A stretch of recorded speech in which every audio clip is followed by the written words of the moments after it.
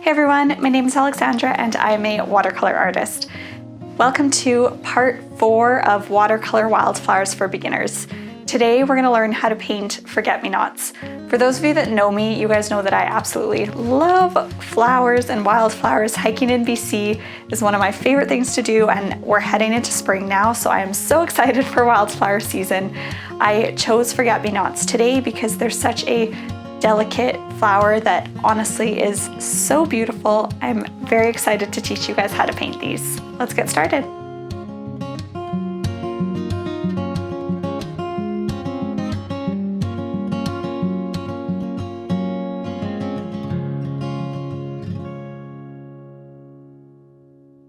For today, you guys will need 2 cups of water. I have a napkin for drying my paintbrushes. For paints today, I'm using a combination of Winsor and Newton paints. I've listed them in the description below for what colors I'm using specifically, but you'll mostly need yellow, blue, green of some sort, and a tiny bit of red. I have 140-pound Arches cold press watercolor paper. And lastly, for paintbrushes, I'm using 3 different Princeton brushes today. I have number 2 and number 6 round brushes, and then I'm using a Princeton number 4 filbert brush. If you guys don't have the filbert style brush, that's totally fine. You guys can use round brushes for this one. So the first thing that we're going to do to prep our page is just draw a simple guideline for where we want our flower to be. This can kind of change as we go. I just like to have a bit of a starting point. So with my pencil, I'm gonna go kind of from maybe an inch above the bottom of my page, and I'm just gonna draw a really loose wavy line coming up my page with 1 or 2 stems sort of coming off it. So this is essentially just a guide so that I know where to cluster my flowers. So now that we've done that, we are just gonna jump right in and start painting our flowers. So with my number 2 paintbrush, I'm gonna go into my paint, and I'm using Quinacridone Gold here. So I'm using my yellow paint, and what I want to do is just paint tiny little circles to indicate where the center of my flowers are going to be. And I might add more as we go, but I just want to cluster a bunch of these. For now, I'm just leaving the center of them white.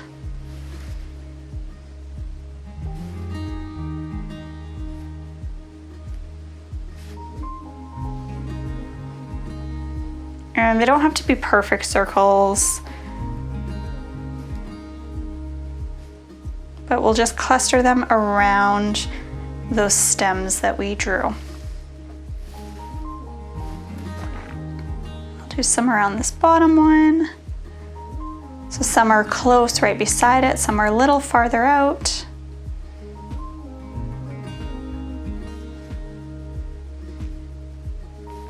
All right, and I'm gonna leave it at that for now with the yellow. We're gonna go in now and start adding our blue paint. So I'm gonna use my Princeton, my filbert brush for these, but if you guys use a round, that will totally work. So we're gonna go in, I'm just mixing, I sort of want a little bit more of a purpley blue for this one. So I'm just going in and I'm gonna mix the colors. So I'm using my turquoise, but I'm just toning it down with a tiny bit of purple.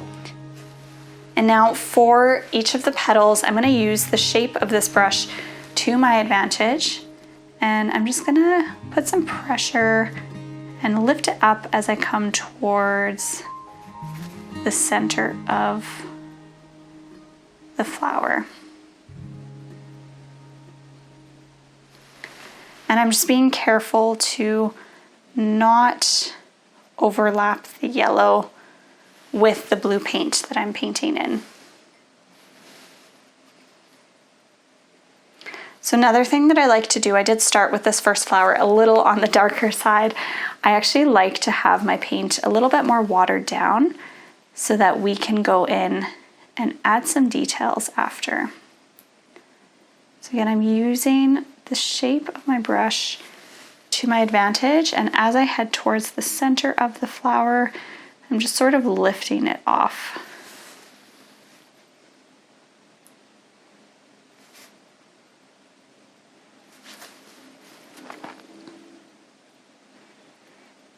So this brush specifically just helps me get that really nice rounded tip at the bottom. But because I know that it's not as common that you're gonna have one of these type brushes with you, I'm gonna show you the exact same thing, but using my number 6 round brush this time. So I'm just going in, I have that turquoise with a tiny bit of purple mixed up, and I'm gonna paint my petals, so I'm applying pressure, and with this brush specifically, you wanna sort of do 2 rounded curves just to get that petal shape painted. So with this one a little bit more, I'm filling in the space with my brush.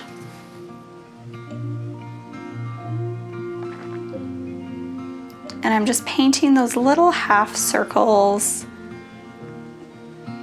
that kind of just cut off as they head towards the center of the flower. Now you'll notice as my flowers are closer together and they're a little bit more clustered, I am going to paint some that look more like they're sitting in front and some that look more like they're sitting behind. And at this stage, I'm okay if it's really loose because we're going to go in and we're going to add some detail as we go. So for this first layer, you can just loosely paint petals in. It's okay if they're overlapping, if some are darker, some are lighter.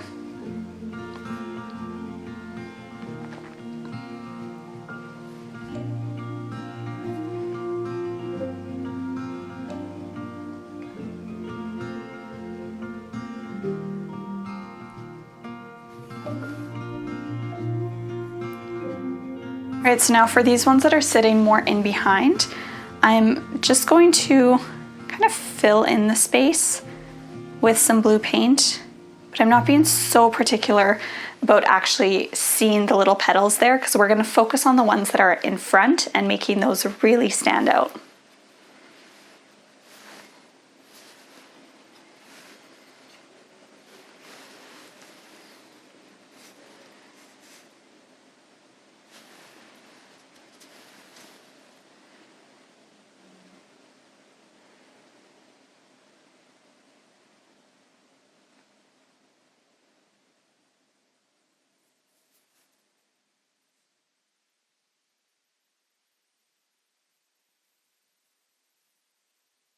All right, so I'm going to switch back to my filbert brush for the rest of them.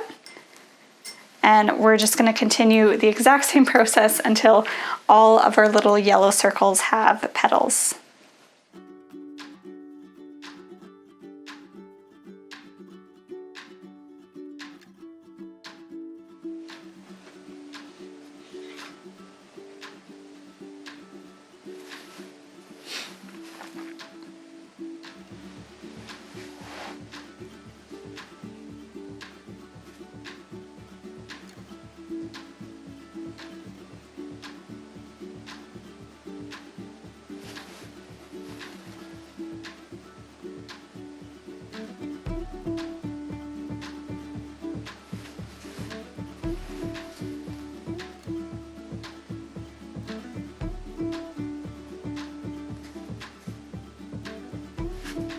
And I notice I just smudged this one with my finger a little bit, so we'll just add some more definition there.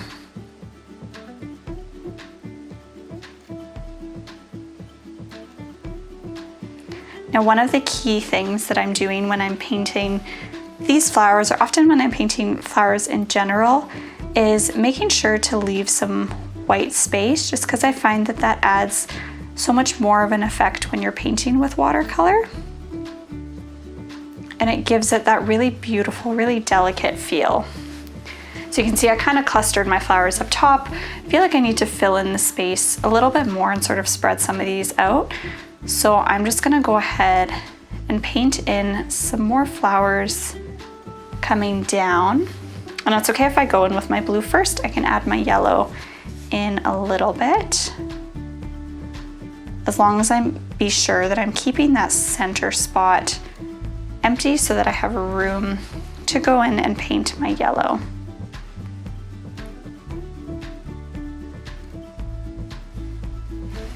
All right, so now that we've done kind of our first layer of blue, I'll fill in the yellow with those few flowers that I added just now.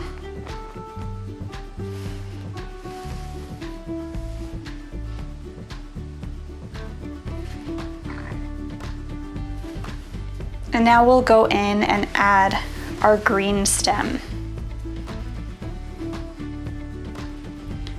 So I want it to be a little bit more vibrant. I have my Oxide of Chromium green. I'm gonna mix it with a little bit of my Quinacridone Gold, just to brighten it up a little bit. And using my number 2 paintbrush, I'm gonna paint a really skinny line, just following that initial pencil line that I drew, coming all the way down.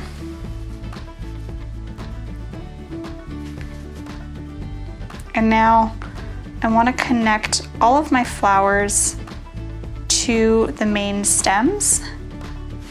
So I'm just going in and I'm filling in little green lines so that it doesn't look like the flowers are just kind of floating in space. They're all attaching to that main stem.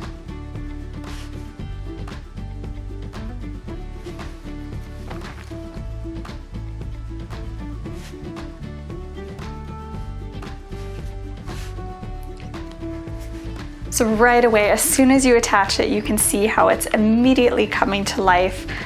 It makes me so excited. Every step that we add just adds so much. So we're gonna go in and add some leaves now. I've switched to my number 6 brush, and I'm using the same combination of colors. We're gonna sort of do kind of longer, skinnier leaves on these. So what I want you guys to do is put the tip of your paintbrush down onto your paper, and you're just going to apply pressure as you pull back, sort of give it a bit of a curve if you want, add a little bit more interest to it. I put a bit more yellow on my brush this time. I can even do sort of like a second side to it.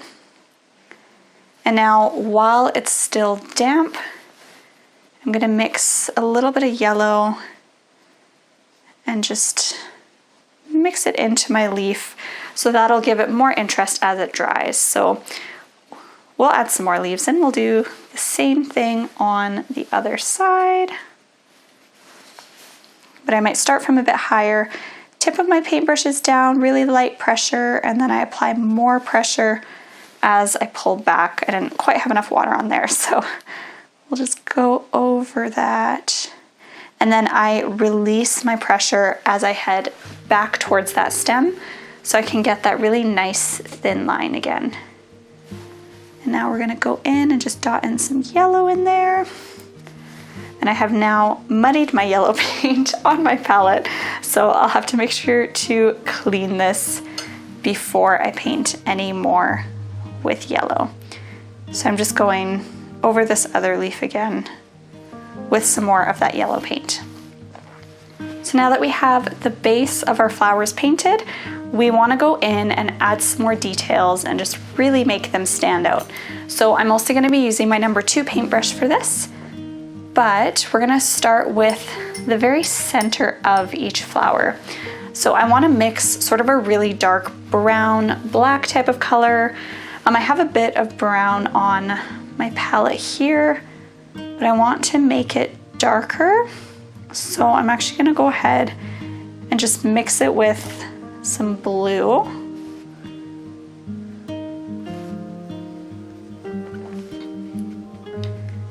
Which is gonna give me a really nice dark brown. Now with that, I am gonna go to each of my flowers and do a tiny little cluster of dots in the center.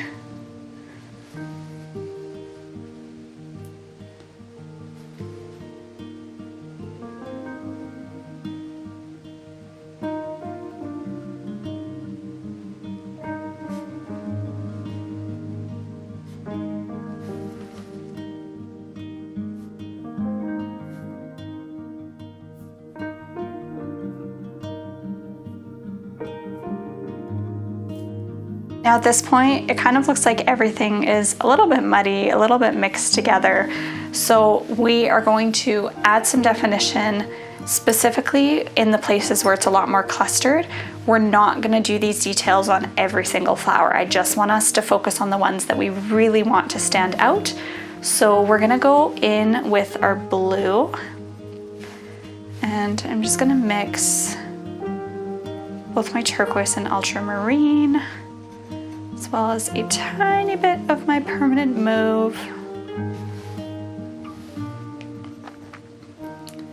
And I'm using my smallest paintbrush. If you guys want to use something smaller than this, feel free. This one has a really nice long tip, so I'm able to get really good fine details from it. But I want to add details to each of the little petals. So we're just gonna start with this flower up here, and coming from the center, I just want to carry some of my blue color out, and I'm essentially just painting really thin lines that somewhat follow the shape of the petal. So this is something that is tricky to do if you have a brush that is too thick. You either need to paint your painting a little bit bigger, or just be really careful to be very gentle with using your paintbrush to make sure that it's just the tip of your brush coming down onto your paper. But by doing this, I'm just adding definition to each petal so that it doesn't just look like a cluster of blue. You can actually see that there's 5 petals on each flower. So again, here I'm starting to see the flowers are overlapping a little bit. So this flower here, I'm not going to add the detail, but I will to this one right above. And I'm being careful where I see that I've left white on my page, I'm painting around that just because I want that to stand out, and forget-me-nots actually have some white in the center of them, which is why at the beginning I was intentional with leaving some gaps in my painting.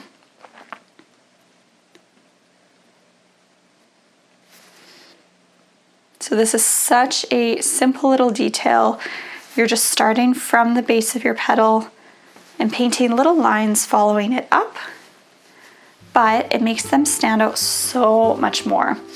So now we're just gonna work our way down the right side, and I'm gonna add to this petal right here.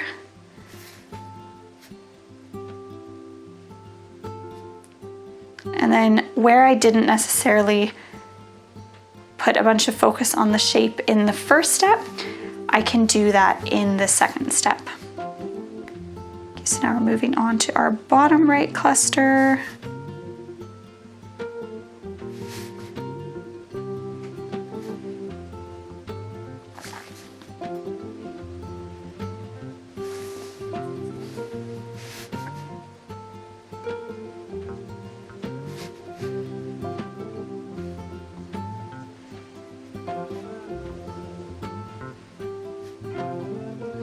Just simple little lines coming up. Depending on what I'm painting the flowers for, sometimes I will go even more detailed and I'll use a really tiny brush for all of my flowers, but I find that this is a really nice way to just sort of have essentially 2 layers on everything that you're painting, but they still stand out so much, and it makes all the difference just by adding the second layer of details. Okay, so now we're heading into kind of that a little bit more muddy, a little bit more clustered zone. So if I'm choosing which flowers I want to add details to, I am looking and I can see that this one is definitely sitting out front, and so is this one. So we're gonna add our blue details just to those 2 flowers, and the ones in behind, we're just gonna leave them nice and faded there.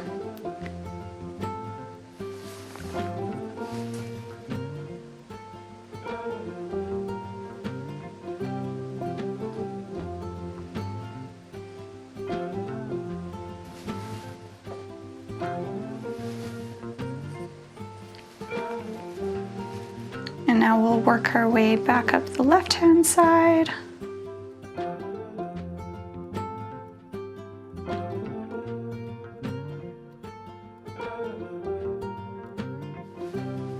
All right, we're almost done adding blue to this top section. I'm just gonna do a few more flowers, and then we are going to add a touch more detail to our yellow centers. All right, so I could leave it there. One more flower that's iffy on whether we want to add details or not. So I am gonna go for it and add some details to this last flower, really focusing on following the shapes of the petals. Perfect. Okay, so I can see how much more it stands out. Loving how it looks. Now we're gonna go in and we're just adding a tiny bit of vibrancy to our yellow. I put some more paint on my palette because I had mixed my yellow and my green, which I try to do that in the center. Does not always happen. So we're just mixing more of that yellow. I wanna really get that thicker consistency, sort of between creamy and pasty. And I am just going over that yellow center, but I'm being careful to leave some of that lighter yellow showing through. And for this specifically, I'm actually just gonna focus on the flowers that we added the extra layer of blue detail to. So I'm just really lightly painting it over, not really doing anything too crazy, but filling in the space a bit more, making it look a little more cohesive. And if you add into some that you've already, or that you left lighter and sitting sort of more behind, that's totally fine too. Okay, so this is the only one that I'm missing still. Perfect. Okay, so now that we've done that, we are just gonna add a fun little detail to our leaves, and then we will be all done. So I'm mixing yellow on my palette, and this time, instead of mixing the green into my yellow, I'm gonna go the other way, and I'll add the yellow to my green paint there. So continuing to use my number 2 brush, I am going to add some veins to my leaf. So I'm painting a really skinny line coming all the way down. And then we're just gonna paint little veins coming towards the center. I'm making sure that nothing is too stiff or too straight. This is one of my favorite things to add to my leaves because you're using sort of a tone-on-tone painting, but I find that it just gives it really unique and lovely interest to it. Didn't have quite enough water. So for this one, I'm gonna have it kind of look like it's folding or opening up. So we're gonna do the veins coming down all the way to that right edge.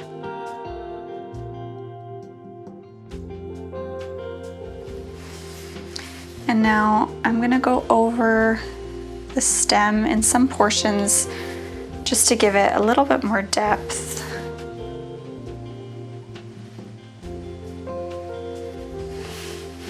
So I don't necessarily want to go directly over top of what I already painted.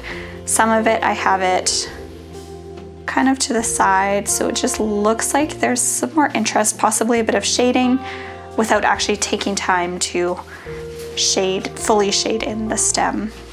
This is just a nice way to add more depth to your paintings.